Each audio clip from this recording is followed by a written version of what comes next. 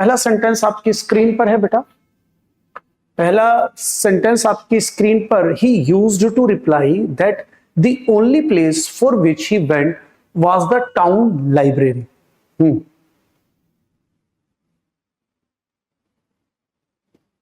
बताइए बताइए बताइए। एरर। तो देखिए आपने किया ट्राई, अब मैं आंसर देता हूं बेटा। यहां प्रपोजिशन से एरर है। यहां जो एरर है बेटा जी वो प्रपोजिशन से एरर आया हुआ है। देखिए कि प्रपोजिशन से एरर कैसे आया हुआ है। देखिए यहां पर फोर विच की जगह टू विच होगा। टू क्यों लगा? टू क्यों लगा? फोर विच में क्या प्रॉब्लम थी? तो बेटा अबाउट विच भी हो सकता था, टू विच भी हो सकता था, फोर विच भी हो सकता था।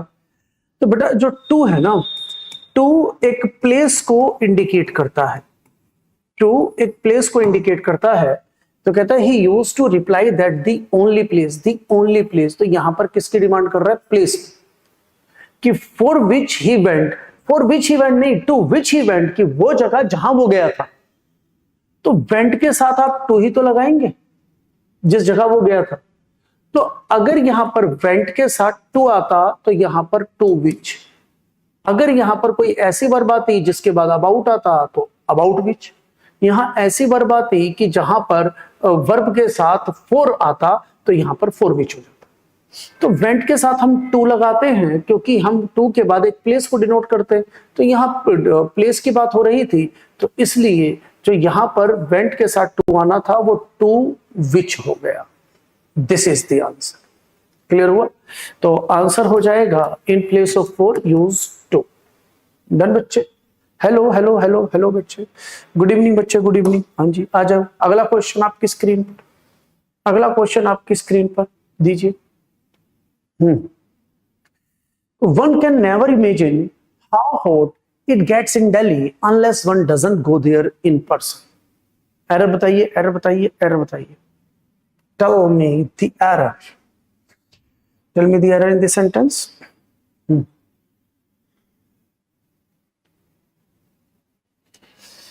टीयर वन के क्वेश्चन है, टीयर वन के। तो देखिए बेटा यहां पर आ गया सुपरफ्लुअस से एरर। यहां जो एरर हुआ सुपरफ्लुअस से। बेटा अनलेस जो होता है, अनलेस जो शब्द बना वो इफ प्लस नोट को जोड़कर बना, तो अनलेस। और जब हम अनलेस लिखते हैं तो उसके अंदर ये नोट ऑलरेडी शामिल होता है। जब हम अनलेस लिखते हैं तो इसके अंदर नोट ऑलरेडी शामिल होता है। तो जब इसके अंदर नोट ऑलरेडी शामिल है तो इसके बाद वाला जो क्लॉज होगा उस क्लॉज के अंदर आप नोट नहीं लगाएंगे, क्योंकि आपने नेगेटिव वर्ड पहले ही यूज कर दिया। ये सेमी नेगेटिव वर्ड है। तो आपने अगर अनलेस लगा दिया तो आप डजंट नहीं लगा पाएंगे। अगर आपने डजंट हटा दिया तो वन सिंगुलर सब्जेक्ट है तो फिर गोज भी करना पड़ेगा। तो डजंट हटाकर गोज करना है। Unless one goes there in person. तो एरर हो जाएगा सर ऐसे। नमस्ते बेटा, नमस्ते। तो डजंट गो के स्थान पर यूज करो गोज, क्योंकि नेगेटिव हट गया तो सिंगुलर सब्जेक्ट के साथ सिंगुलर। अब मीनिंग क्या है इसका? वन कैन नेवर इमेजिन, कि कोई इमेजिन कर ही नहीं सकता कहते हैं हाउ हॉट इट गेट्स इन दिल्ली। कोई इमेजिन नहीं कर सकता भाई कि कितनी गर्मी पड़ती है दिल्ली में। कोई इमेजिन नहीं कर सकता अनलेस, जब तक कि वो खुद अकेले वहां ना जाए। मतलब वन पर्सन, कि अकेले का मतलब यह है कि वहां जब तक कोई खुद ना जाए और उस गर्मी को फील करे, तब तक कोई भी ये बता नहीं सकता कि दिल्ली में कोई इमेजिन नहीं कर सकता कि कितनी गर्मी पड़ती है। दिल्ली की गर्मी को इमेजिन करने के लिए वहां इन पर्सन जाना पड़ेगा, खुद जाना पड़ेगा। तो ये कह रहा है।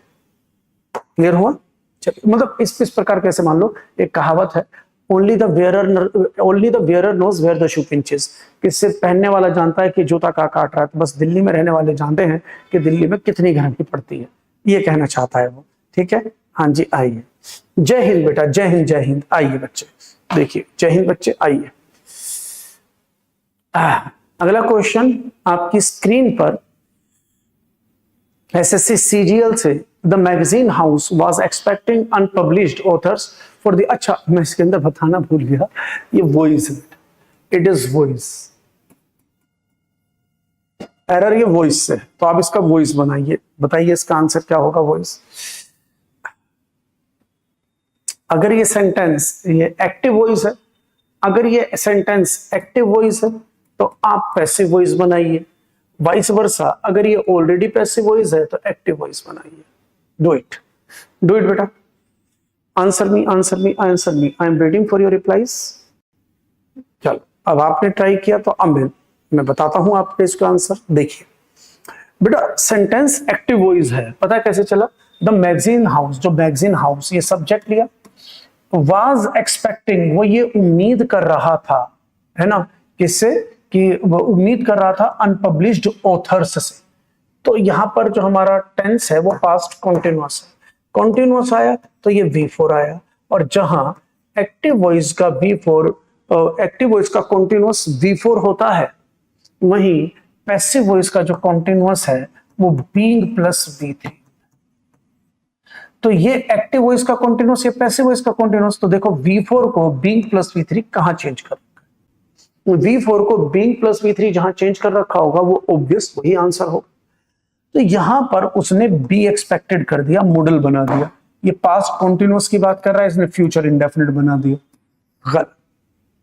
तो हम आगे बात करते हैं बी की, unpublished authors verb being expected, तो देखो पास्ट और ये रहा बीइंग प्लस V3 कॉन्टिन्यूअस, तो पास्ट कॉन्टिन्यूअस ये आंसर हो सकता है, लेकिन अभी हम इन दोनों को भी देख लें उसके बाद हम इसको जज करेंगे। अनपब्लिश्ड ऑथर्स वाज एक्सपेक्टेड, इसने पास्ट इंडेफिनिट बना दिया, हमें बीइंग प्लस V3 चाहिए, उसने सिर्फ V3 दिया, तो ये पास्ट इंडेफिनिट दिया, ये गलत हो गया। तो अगले की बात करते हैं, इसने भी पास्ट इंडेफिनिट बना दिया, V3 दे दिया, हमें तो बीइंग प्लस V3 दे दिया, तो बीइंग प्लस V3 सिर्फ एक में है, तो इसका मतलब है ये भी गलत, तो आंसर बी। क्लियर हुआ ना, तो आंसर हो जाएगा बी। गुड रोशनी, गुड मेरे बच्चा। चलिए आगे बढ़ते हैं, अगला क्वेश्चन आपकी स्क्रीन पर, again from voice, again from voice. चलिए आंसर दीजिए, देखिए क्या आंसर होगा।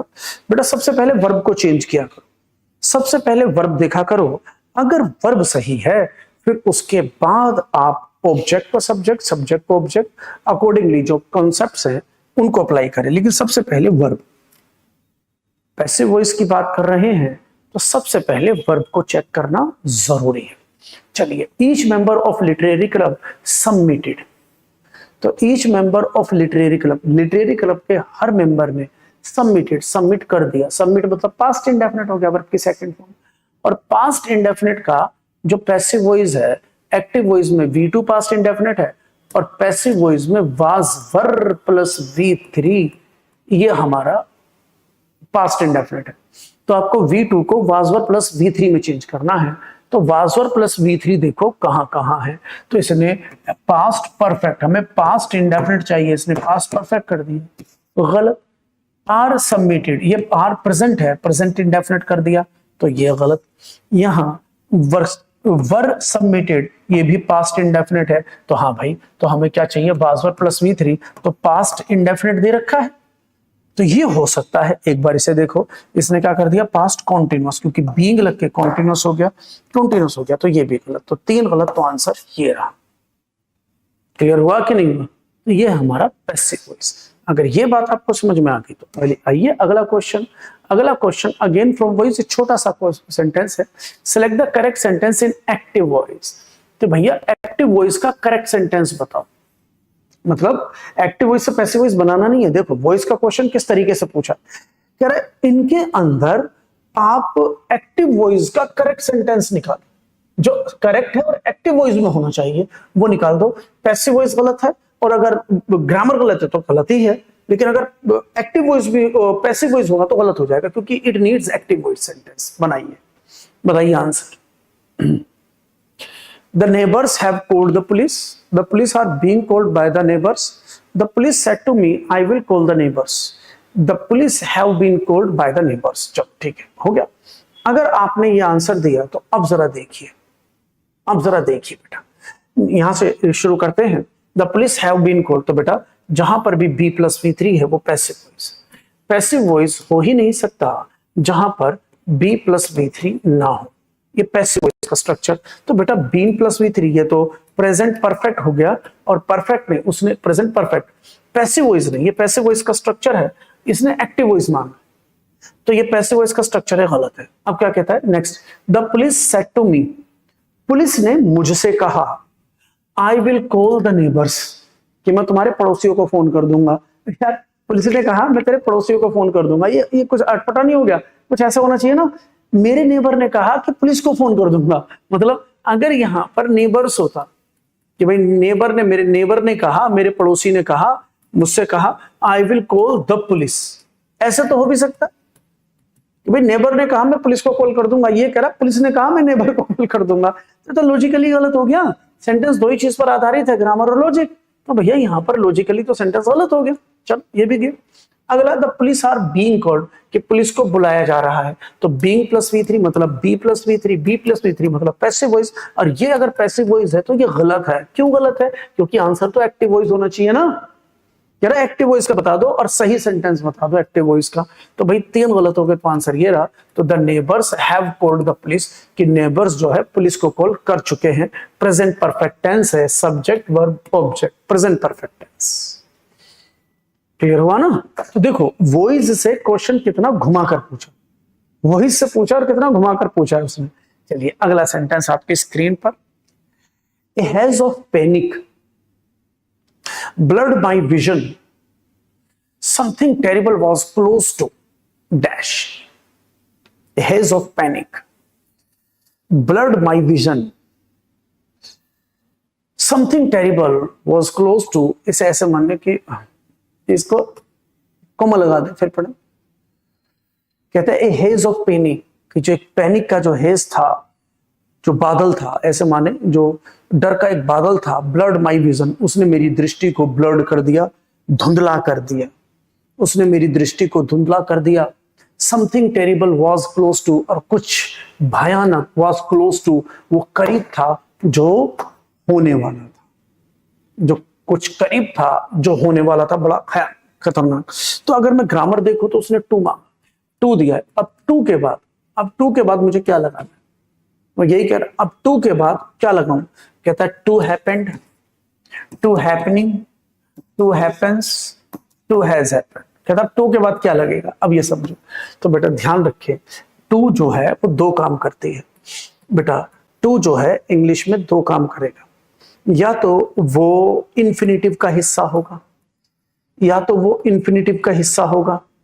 अगर वो इन्फिनिटिव का हिस्सा है तो टू के बाद V1 चाहिए, अगर वो इन्फिनिटिव है, फुल इन्फिनिटिव, डायरेक्ट इन्फिनिटिव।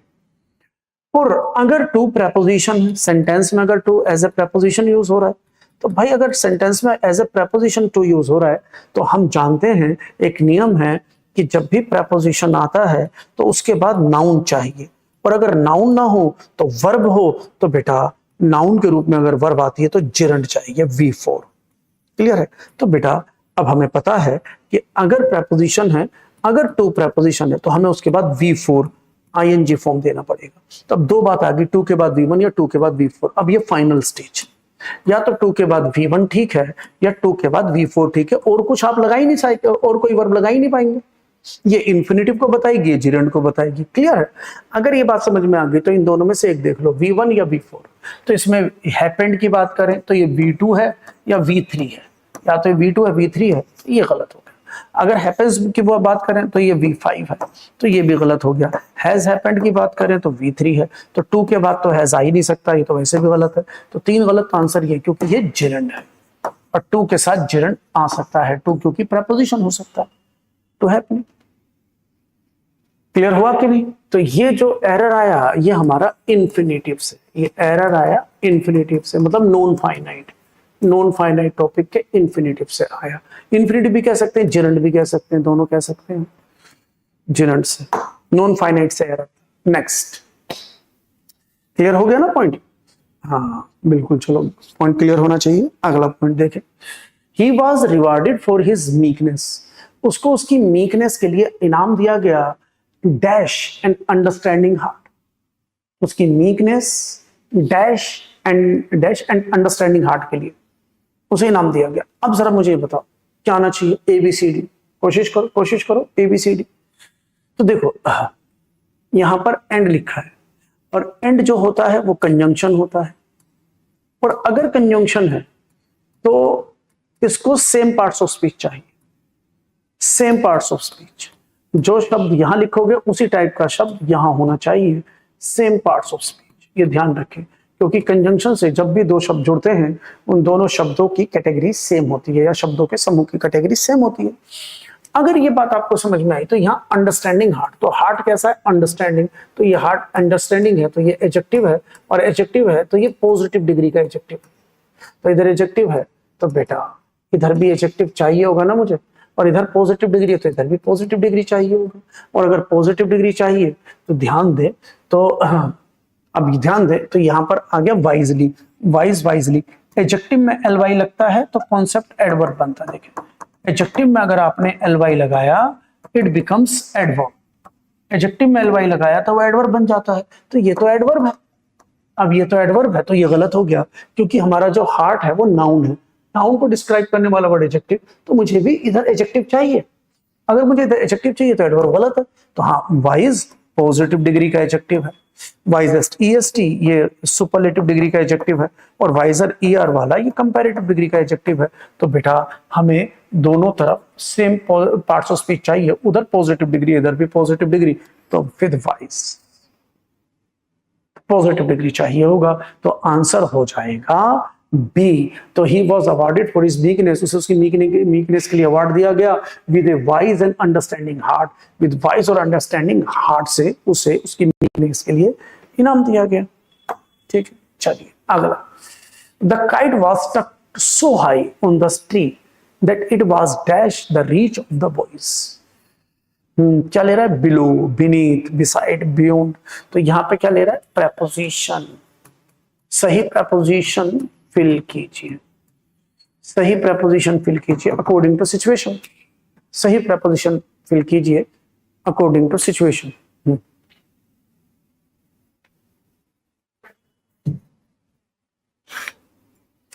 बताइए बेटा।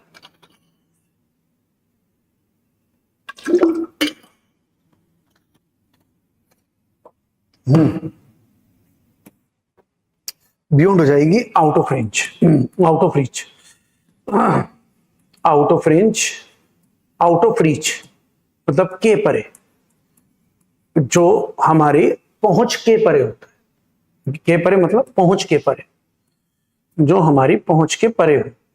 तो कहता है the kite was stuck so high, जो काइट थी वो बहुत ऊंचे फंस गई ट्री के अंदर, ट्री पर जाकर वो फंस गई, जो पतंग थी पेड़ पर जाके फंस गई एक जगह, और ऐसे फंस गई दैट, तो देखो सो के साथ दैट का कॉम्बिनेशन है, तो वो इसको सो हाई ऐसे फंस गई। तो अब यहां इसको डिस्क्राइब कर रहा है दैट इट वाज, कि it was dash the reach of the boys, कि बॉयज वो ऐसे फंस गई कि वो बॉयज की डैश से बाहर थे, तो बियॉन्ड द रीच, तो उनकी पहुंच की से बाहर थी।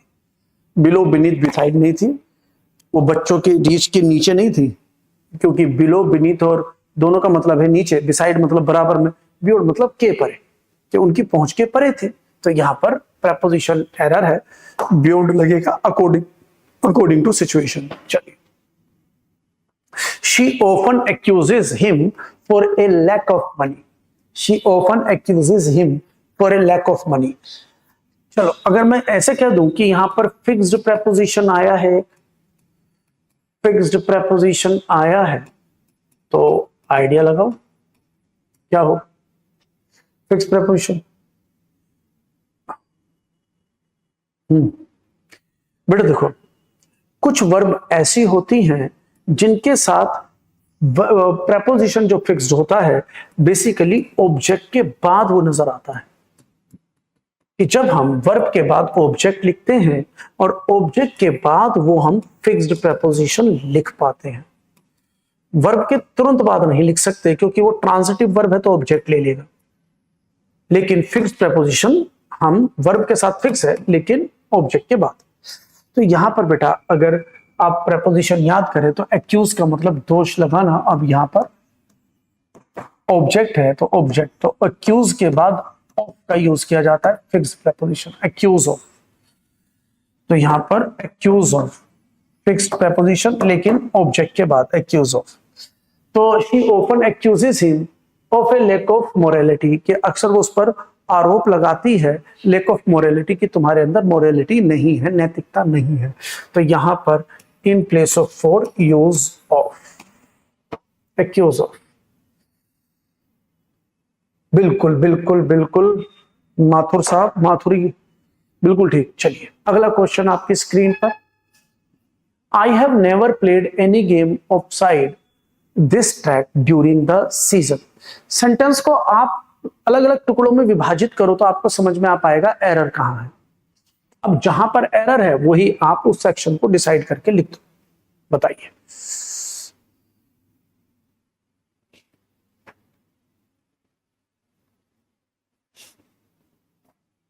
बताइए बताइए बताइए। हाँ जी बेटा बोलो, शिव जी, शिव जी बोलो, क्या हाल है बताइए। देखिए अब इसको आप तोड़ो थोड़ा सा। आई हैव नेवर प्लेड, तो ये सब्जेक्ट हो गया, हैव नेवर प्लेड ये हेल्पिंग और मेन वर्ब, ये एडवर्ब हो गया। एनी गेम, एनी गेम, अब एनी गेम की बात कर रहा हूं तो ये ऑब्जेक्ट हो गया। तो ये सब्जेक्ट है, ये वर्ब है, ये ऑब्जेक्ट है ना। अब अगर ऑफ साइड दिस ट्रैक, ये भी एक फ्रेज है। और during the session, during the session ये टाइम है। और ऑफ साइड दिस ट्रैक, अगर वो साइड की बात कर रहा है तो ये प्लेस हो गया। तोड़ लिया, अभी टूट गया। तो सब्जेक्ट वर्ब ऑब्जेक्ट, ये प्लेस और ये टाइम। अगर क्लियर है तो अब देखो, मैंने कभी गेम खेला ही नहीं है सीजन के दौरान ऑफ साइड दिस ट्रैक, इस ट्रैक के ऑफ साइड, मतलब ये जो ट्रैक है, ये एक पर्टिकुलर ट्रैक है, इस ट्रैक के बाहर जाकर मैंने गेम कभी नहीं खेला। तो ये प्लेस की बात कर रहा है, तो ये अब ये सेपरेशन की बात कर रहा है, इस ट्रैक से सेपरेशन की बात कर रहा है। तो ओ एफ नहीं, ओ डबल एफ। यहां पर ऑफ दे रखा है, ऑफ साइड। तो ऑफ जो होता है वो दो चीजों में रिलेशन बताता है, लेकिन जो ओ डबल एफ होता है दो चीजों में सेपरेशन बताता है, सेपरेशन। तो यहां पर of this side, of this, of side this track, तो इसका कोई सेंस ही नहीं आ रहा सिंगल ऑफ से। अगर आप डबल ऑफ लगाओगे तो मीनिंग आएगा ऑफ साइड। ऑफ साइड मतलब इस ट्रैक से ऑफ होकर, सेपरेट होकर, अलग होकर। दिस ट्रैक, इस ट्रैक से अलग होकर सीजन के दौरान मैंने कभी कोई गेम खेला ही नहीं है। सीजन के दौरान इस जो ये हमारा ट्रैक है, ये जो ट्रैक है, इस ट्रैक से ऑफ साइड जाकर मैंने गेम ही नहीं खेला। तो यहां पर हमें ओ डबल एफ लगाना है। तो यहां पर ओ डबल एफ लगाना है, तो आंसर हो जाएगा बी। कोई बात नहीं, कोई बात नहीं, बड़े बड़े शहरों में छोटी छोटी गलतियां होती रहती हैं। चलो अगला क्वेश्चन, अगला क्वेश्चन आपकी स्क्रीन पर। The manager told her that she should be A bit more careful while executed the orders of the country of the company. चलो एरर दो। हाँ जी, हाँ जी बेटा, मैं तो क्वेश्चन देते ही आंसर दे दूं। मैं तो क्वेश्चन दे सिद्धि बेटा, मैं तो क्वेश्चन देते ही आंसर दे दूं, फिर आपका क्या रह जाएगा? आप भी तो सोल्व करोगे। मैं तो जल्दी जल्दी दे दूं, क्वेश्चन दिखाते मैं तो आंसर दे दूं, मुझे क्या जा रहा है। ठीक है चलिए आगे देखें। तो देखो हमारा एक कॉन्सेप्ट है प्रेपोजिशन। जब भी प्रेपोजिशन, अभी भी मैंने लिखवाया था, जब भी प्रेपोजिशन आता है इसके बाद नाउन या प्रोनाउन आता है। लेकिन अगर मैं नाउन की बात करूं तो इसके साथ जिरंड भी आ सकता है। तो इसके साथ नाउन, प्रोनाउन और जिरंड आता है। तो प्रेपोजिशन के बाद तो बेटा जो वाइल है, वाइल यहां पर एज ए प्रेपोजिशन काम कर रहा है। ये कंजंक्शन भी होता है, लेकिन यहां पर प्रेपोजिशन है। कैसे पता चला? क्योंकि अगर कंजंक्शन होता तो एक सब्जेक्ट और एक वर्ब होता, क्योंकि कंजंक्शन होता तो फिर उधर एक सब्जेक्ट और एक वर्ब है, यहाँ सब्जेक्ट और वर्ब है तो इधर भी सब्जेक्ट और वर्ब होता। तो इसका मतलब है कंजंक्शन नहीं, ये प्रेपोजिशन। वाइल यहां पर प्रेपोजिशन, और अगर वाइल यहां प्रेपोजिशन है तो प्रेपोजिशन है तो फिर मुझे जिरंड देना पड़ेगा एक नाउन। तो एग्जीक्यूटेड की जगह एग्जीक्यूटिंग मुझे करवाना पड़ेगा, जिरंड। क्लियर हुआ कि नहीं? तो आंसर जो हो जाएगा एग्जीक्यूटेड की जगह एग्जीक्यूटिंग। डन बेटा, कोई क्वेरी हो तो पूछ लेना, आंसर मैंने दे दिया। बताइए। हाँ जी, अगला, the scooter that I am using these days is belonging to my brother, कि जो scooter that I am using, जो यूज कर रहा हूं इन दिनों, is belonging to my brother, वो मेरे भाई का है, वो ये कह रहा है।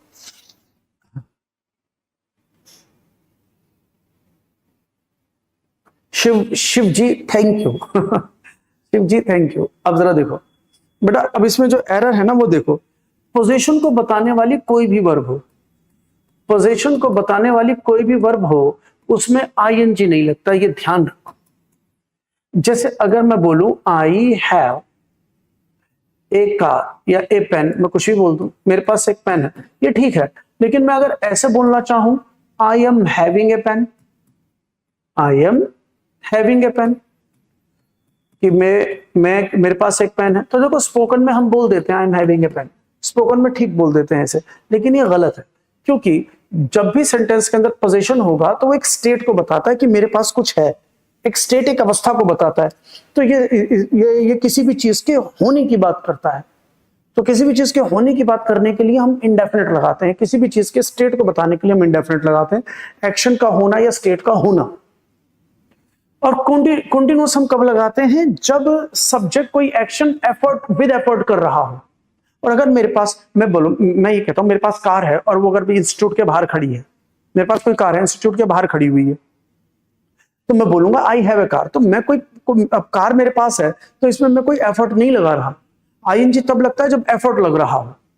तो पोजीशन को बताने वाली कई वर्ब हैं, जैसे हैव हुआ, ये पोजीशन को बताती है, ओन हुआ, ये पोजीशन को बताती है, पोजेस भी पोजीशन को बताती है, इसके साथ साथ जो बिलोंग वर्ड है ये भी हमारी पोजीशन को बताती है, ओन है, मैं दोबारा लिख देता हूं OWN। तो ETC, तो जो वर्ब पोजीशन को बताएगी उस वर्ब के साथ आईएनजी नहीं लगता, आईएनजी सिर्फ एफर्ट में लगता है। तो कहता है कि जो स्कूटर मैं यूज कर रहा हूं मेरे भाई का है, तो ये पोजीशन बता रहा है कि मेरा भाई जो है उस स्कूटर का मालिक है, तो पोजीशन बताने वाले शब्दों के साथ आईएनजी नहीं लगता। तो अब इसका मतलब है यहाँ पे इज बिलोंगिंग नहीं, तो आप यहां स्टेट बता रहे हो तो बिलोंग्स, डन, इज बिलोंगिंग की जगह बिलोंग्स। बात क्लियर है तो डी, ठीक है बेटा। अगला क्वेश्चन आपकी स्क्रीन पर, the wedding gown looked decently despite being studied with jewels. अब इसके अंदर भी देखो, अब मैं बोलूं इसके अंदर भी इसी टाइप का कोई कॉन्सेप्ट है सर,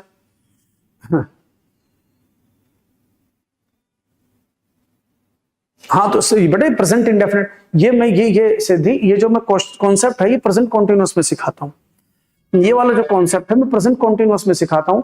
अगर आप इंस्टीट्यूट में पढ़ते हैं, अगर आप अप्रोच कर सकते हो मेरे नोट्स को, तो मेरे नोट्स के अंदर प्रेजेंट कॉन्टिन्यूअस के अंदर लास्ट जो कॉन्सेप्ट है प्रेजेंट कॉन्टिन्यूअस का वो यही है, स्टेटिव वर्ब वाला, स्टेटिव वर्ब वाला, मैं प्रेजेंट कॉन्टिन्यूअस टेंस के लास्ट में सिखाता हूं।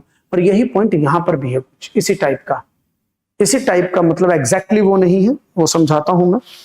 देखिए,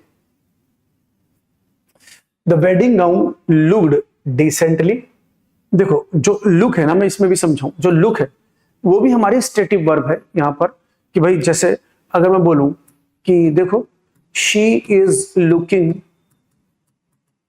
ब्यूटीफुल, अगर मैं इसकी हिंदी बोलूं कि वो खूबसूरत लग रही है, तो आप कहोगे सही है सेंटेंस, क्योंकि खूबसूरत लग रही है हिंदी में रहा है रही आ गया तो सेंटेंस बिल्कुल ठीक है। नहीं तो आप गलती कर जाओगे, पता है क्यों? क्योंकि अगर वो खूबसूरत, मैंने क्या लिख दिया, she is looking beautiful, beautiful सब सत्यानाश मार दिया, ब्यूटीफुल, तो शी इज लुकिंग ब्यूटीफुल, तो आप कहोगे सेंटेंस ठीक है, क्योंकि रहा है रही आ रहा है तो सेंटेंस बिल्कुल ठीक है, आपको लगेगा सेंटेंस बिल्कुल ठीक है कि शी इज लुकिंग ब्यूटीफुल, वो खूबसूरत दिख रही है। नहीं, ये गलत हो जाएगा, पता है क्यों? क्योंकि इसके अंदर नो एफर्ट, इसके अंदर एफर्ट नहीं है।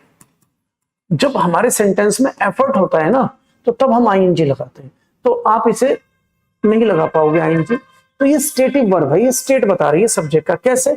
आप यहां पर प्रेजेंट इंडेफिनिट करो लुक्स और इक्वल टू करके देखो, तो आप कहोगे जो शी है वो ब्यूटीफुल है, ब्यूटीफुल कौन है? शी। तो ये लिंकिंग वर्ब हुई, स्टेटिव वर्ब है, लुक्स यहां पर सही होगा, ठीक है। एक बात तो ये। अब दूसरी बात, आप देखो इधर मैंने यहां लुक्स लिखा, मैं दोबारा लिख देता हूं, मैंने लिखा शी लुक्स, तो मैं क्या लिखूं? शी लुक्स ब्यूटीफुली लिख दूं मैं यहाँ पे, शी लुक्स ब्यूटीफुली, ऐसे लिख पाऊंगा मैं? बिल्कुल नहीं लिख पाऊंगा। पता है क्यों? क्योंकि ये जो लुक्स है ये स्टेट बता रही है, ये दो चीजों को इक्वल कर रही है। जो शी है वो ब्यूटीफुल है, ब्यूटीफुल कौन है? शी, और शी प्रोनाउन है। नाउन प्रोनाउन को डिस्क्राइब करने वाला वर्ड एडजेक्टिव होगा, ना कि एडवर्ब। तो यहां पर मुझे ब्यूटीफुल लिखना पड़ेगा। सेम एज यहां पर, the wedding gown looked decently, तो भैया वेडिंग गाउन जो था वो डिसेंटली, तो लुक नजर क्या आ रहा था? नजर क्या आ रहा था? वेडिंग गाउन कैसा नजर आ रहा था? डिसेंटली। डिसेंटली क्या था? Wedding gown. Wedding gown noun है, तो नाउन को डिस्क्राइब करने वाला वर्ड एडवर्ब कैसे हो गया भाई? नाउन को डिस्क्राइब करने वाला वर्ड एडवर्ब कैसे हो गया? तो जैसे यहां पर ब्यूटीफुली को ब्यूटीफुल किया, ऐसे डिसेंटली को डिसेंट कर दिया। तो the wedding gown looked decent, क्योंकि डिसेंट यहां पर, डिसेंट देखना नहीं, डिसेंट गाउन है, और गाउन सेंटेंस का सब्जेक्ट है तो नाउन है, और नाउन को डिस्क्राइब करने वाला वर्ड एडजेक्टिव होगा, ना कि एडवर्ब। और ईएनटी वाले वर्ड एडजेक्टिव होते हैं, जैसे इंटेलिजेंट ऐसे डिसेंट, इंटेलिजेंटली तो ऐसे डिसेंटली, तो ये हमारा एडवर्ब की जगह एडजेक्टिव होगा। अब बताओ समझ में आया कि नहीं? पॉइंट खत्म। डिसेंटली की जगह डिसेंट होगा। डन बेटा। अगला कॉन्सेप्ट आपकी स्क्रीन पर देखिए, टेंस से था वैसे भी, सॉरी एडवर्ब से था ये error. No talking on the dinner, no talking on the dinner table is an absolute rule. No talking. No talking is an absolute rule. Dinner table पर बातें करना, न बातें करना ही एब्सोल्यूट रूल है। नहीं, देखो आपने ऐसे सुना तो होगा, ऐसे सुना होगा, हर किसी ने सुना होगा, नो स्मोकिंग लिखा है ना कहीं लिखा हुआ देखा होगा कि नो स्मोकिंग, स्मोकिंग ना करें। ये भी लिखा हुआ देखा होगा घरों के आगे, नो पार्किंग, की पार्किंग ना करें। तो ये सही है स्ट्रक्चर, ये सही है। पता है क्यों? क्योंकि नो जो होता है वो डिटरमिनर होता है, क्योंकि नो जो होता है वो डिटरमिनर होता है, और जो नोट होता है वो एडवर्ब होता है। नोट एडवर्ब है, नो डिटरमिनर है। और बेटा डिटरमिनर बिना नाउन के नहीं आता, डिटरमिनर बिना नाउन के नहीं आता।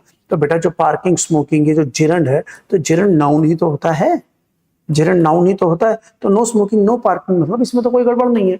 तो और जिरंड है तो नाउन है, नाउन है तो सेंटेंस का सब्जेक्ट बन जाएगा। तो नो टॉकिंग इज सब्जेक्ट, कि बातें न करना। जैसे नो स्मोकिंग ऐसी नो टॉकिंग, ऐसी नो पार्किंग।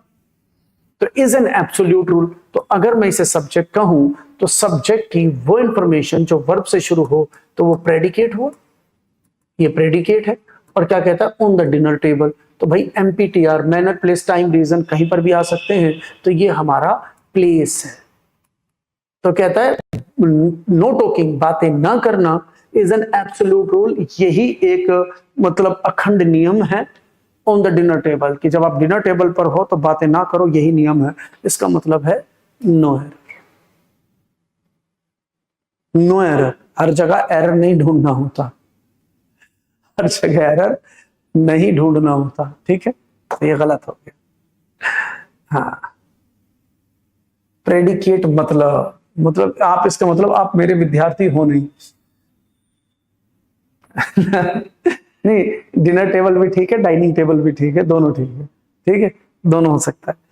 अच्छा, तो अब प्रेडिकेट, बेटा प्रेडिकेट में बता दो। जैसे मैंने कहा कि रिया रिया सिंग्स, रिया सिंग्स वेल, रिया अच्छा गाती है। तो बेटा ये सब्जेक्ट प्रेडिकेट देख लो, जिसके बारे में बात हो रही है वो सब्जेक्ट है, जिसके बारे में बात हो रही है वो सब्जेक्ट है। और सब्जेक्ट की वो इंफॉर्मेशन, सब्जेक्ट की वो इंफॉर्मेशन जो वर्ब से शुरू होती है उसे प्रेडिकेट कहते हैं। ये है प्रेडिकेट, बस इतना सा। सब्जेक्ट की वो इंफॉर्मेशन कि भैया रिया की क्या इंफॉर्मेशन है कि वो अच्छा गाती है, तो सब्जेक्ट की वो इंफॉर्मेशन जो वर्ब से शुरू हो, चाहे डू, चाहे बी, चाहे हैव, चाहे मॉडल, तो वो हमारा प्रेडिकेट होता है, ठीक है? तो वो हमारा प्रेडिकेट होता है।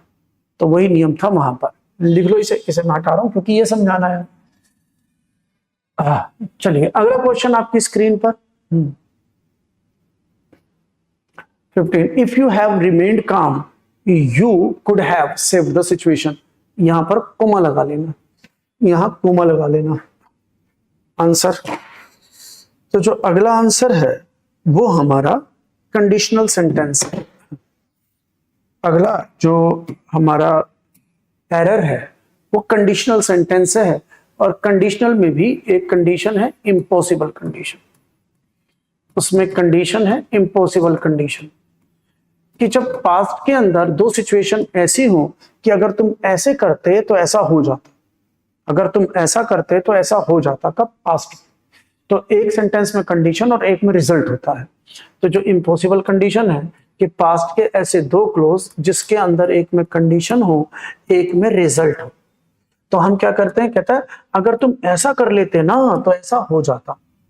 तो अब बात पास्ट की है, वही इम्पॉसिबल है, ये ध्यान रखना, बात पास्ट की होनी चाहिए।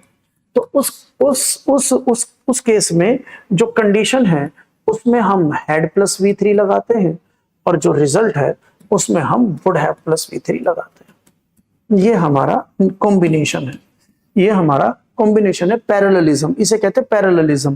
पैरेलल होना कि भाई principal clause subordinate clause, subordinate clause principal clause का जो टेंस है वो पैरेलल है, तो दोनों का टेंस पैरेलल हो तो पैरेललिज्म ये कहता है।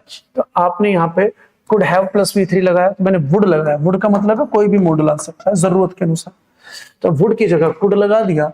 तो यहाँ पे हैव रिमेंड ना करके हमें हैव की जगह हैड लिखना, हैड रिमेंड, क्योंकि बात पास्ट की है। तो हैड प्लस V3 और कुड हैव प्लस V3, तो ये हमारा एब्सोल्यूट नियम है, रूल है। तो आंसर जो हो जाएगा वो ये हो जाएगा, हमें इफ यू हैव की जगह इफ यू हैड करना है।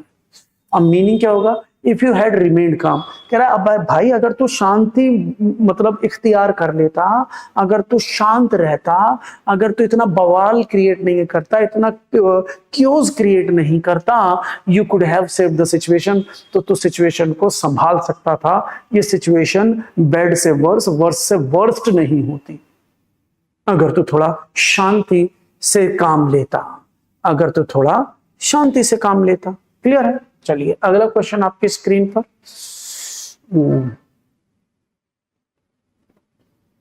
हाँ तो बिल्कुल रोशनी जी पढ़िए, जहां कंफ्यूजन होती है बार बार पढ़िए, जल्दी की जरूरत क्या है। प्रणाम बेटा, क्या हरि प्रसाद मालविया, प्रणाम प्रणाम भैया जी प्रणाम। चलिए जी अगला क्वेश्चन आपकी स्क्रीन पर। I will spend my rest of remaining life in my native village। चलो मैं आपको हिंट दूं, इसका हिंट दूं। इसके अंदर जो एरर है वो सुपरफ्लुअस से एरर है, सुपरफ्लुअस। इसमें जो एरर है वो एरर है सुपरफ्लुअस। बताइए कौन बताएगा?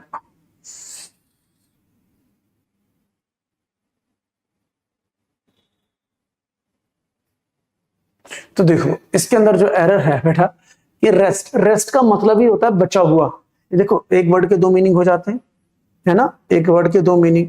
तो एक रेस्ट का मतलब होता है आराम, और एक रेस्ट का मतलब जैसे कहता है रेस्ट फूड, रेस्ट फूड बचा हुआ खाना, बचा हुआ, है ना।